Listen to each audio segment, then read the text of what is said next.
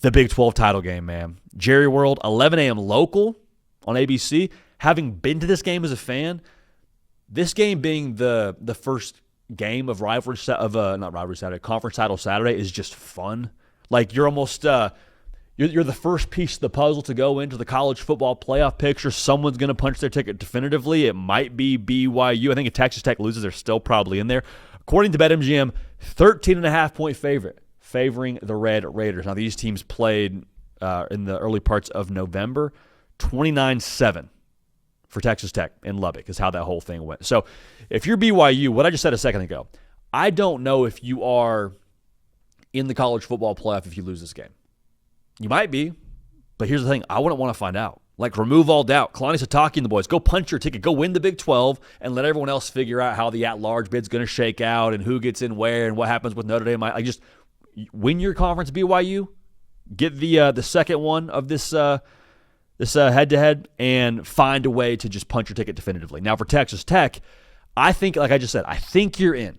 I think you're in even if you lose this game. I think most people that watch football watch Texas Tech and say, yeah, top 12 team in America. However, I think you are also a little bit now fighting the narrative of everything that comes with the Big 12 right now. And I'm not telling you that's valid. I'm just saying it's the reality. And so if you lose to BYU, a lot of people will revisit Texas Tech and, well, how good are they actually? And, well, what can they actually be in the context of this tournament? Again, I still think you're in, but I wonder what it would do to your seeding if you lost this game to BYU. Neither here nor there. It's not complex for BYU, man. You got to be able to run the football. It's who you are. You're a 56% run-the-ball team. Everything that you want to do is downstream of establishing something on the ground now. Okay? Now, we could talk about all the positives of what would happen if you can run the football and explosive plays happen and you get Bachmeier comfortable.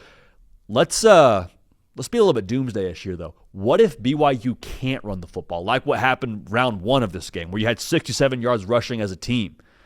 Well, at that point, you're not having the shot plays downfield, more than likely. You're probably not living in ideal third down situations. You're letting that Texas Tech front seven absolutely hunt Bear Bachmeier on third down. The game can get out of hand very quickly if you can't establish something on the ground. I like Bear Bachmeier. I like that he says he's a healthy 260 if that's the case. But I don't like that when you have to drop back and try to throw your way back into the game against this Texas Tech defense, man. I don't love it at all.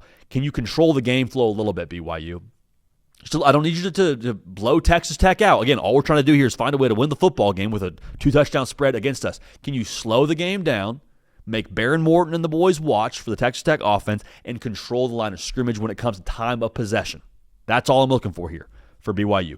Now, I say that I also look at the potential for this game flow when it comes to Texas Tech and their ability to score.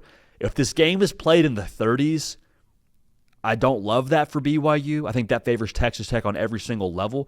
And with that being said, I also don't think that BYU is going to do a great job hanging with the skill players of Texas Tech. Going back to that first game, again, explosive plays, I think you take with a grain of salt because there's so many different variables that go into it. Was it BYU had a bad matchup on defense they found themselves in that game? Is it busted coverage? Is it broken tackles? There's so many things you could assign it to. But when you see the frequency of explosive plays that Texas Tech had through the air, 39, 37, 25 yards, 24 yards, 18 yards, those were all in one game for Texas Tech against BYU. So maybe BYU bosses up a little bit and uses that film to improve their strategy and come out with a different scheme to try and confuse Baron Morton. But, like, y'all, to be real, I still don't like that matchup for BYU. So we got to fix that, but I just want to make sure this is said out loud before the game even happens. I don't like that for BYU. I think that's a big reason why you see the spread favoring Texas Tech by right around 2 touchdowns. All right, now, y'all seen Iron Man? I'm sure you have. I need Jarvis to be a factor here for Bear Bachmeier. Like, we got to help Bear Bachmeier out here, y'all. I just told you, I don't love the drop-back passing game here for BYU straight up. I don't love the idea of just running the football and having that be the only way of attack for BYU in this spot. If I'm BYU, I need the move the pocket kind of game plan for Bear Bachmeier to get him out on the perimeter, give him a chance to protect himself and run away from that front seven for Texas Tech. I need the ball out quick. I need quarterback run, maybe settle him in and also kind of keep Texas Tech on their heels. I need us to do something, BYU, going back to this idea of you need to run the football and just create some settled situations for Bear Bachmeier. I need us to do something here to create livable third and down or third down and distance. Because the thing with BYU is I actually like a lot of their skill players. Like Chase Roberts is a dude. Parker Kingston, dude. They have explosive playmakers on the perimeter, but the reality is if you're not living in a third and we can do whatever we want to do here, we can call run or pass, it's hard to really maximize that with how good this Texas Tech defense is. Because if I'm not worried about you running the football, guess what? I'm not honoring you running the football. That's just the reality. Like if we're living in 3rd and 7 plus, I can sit back, I can just play the pass, we can live that way. And so when that happens now, I don't get to maximize Kingston and Roberts. That's a big reason why BYU lost the game last time. They were 3 of 14 on third down. It's not going to cut it. It's not going to cut it. So going back to what I was saying, you have to be able to find something on the ground to make Texas Tech honor the run game to then be able to maximize your skill players on the perimeter, which, again, I think are pretty good. It's just a matter of can you get to situations down in distance where you're able to get them the football and allow them to impact the game. Texas Tech, I'm not going to excuse what happened last time y'all played when it came to taking field goals, man. How many times did Texas Tech get the football in a favorable situation and just get 3? Drove to the red zone multiple times, got 3. Here's the thing about taking field goals over touchdowns. You're just asking for bad things to happen. You're just asking for bad things to happen. Like at a certain point, it's like I have a lot of friends that, for whatever reason, don't lock their car and leave their keys in their car. It's like, okay, you didn't get your car stolen tonight, but what about the next day? And then at a certain point, you're going to get got if you're only taking 3 and not getting into the end zone. Because if you're getting 7 against this team, okay, we're going to have a chance now. With that defense that Texas Tech has, if you're able to play from a lead, it's going to be a good time in Jerry World on Saturday. It will be. Believe you me. But if you're taking 3, you could leave the back door open for Bear Bachmeier. I told you about the skill players that I like for BYU. You give them a chance to get in rhythm and to climb back into this game. Because I'll tell you what, with Kalani Sitake being the head coach, BYU's not going to quit. They don't care what the spread is. They don't care where the game's played. They don't care what the stakes are. They don't care where you're ranked. Here's the thing, too. I don't think they care what happened last time, does BYU. I think BYU's going to show up with bad intentions, and they'll try to force the issue. So what's our pick in this game? I think BYU's going to be scrappy. I think Bear Bachmeier will be improved from that first performance he had against Texas Tech. I think there will be an effort to be more creative offensively for BYU.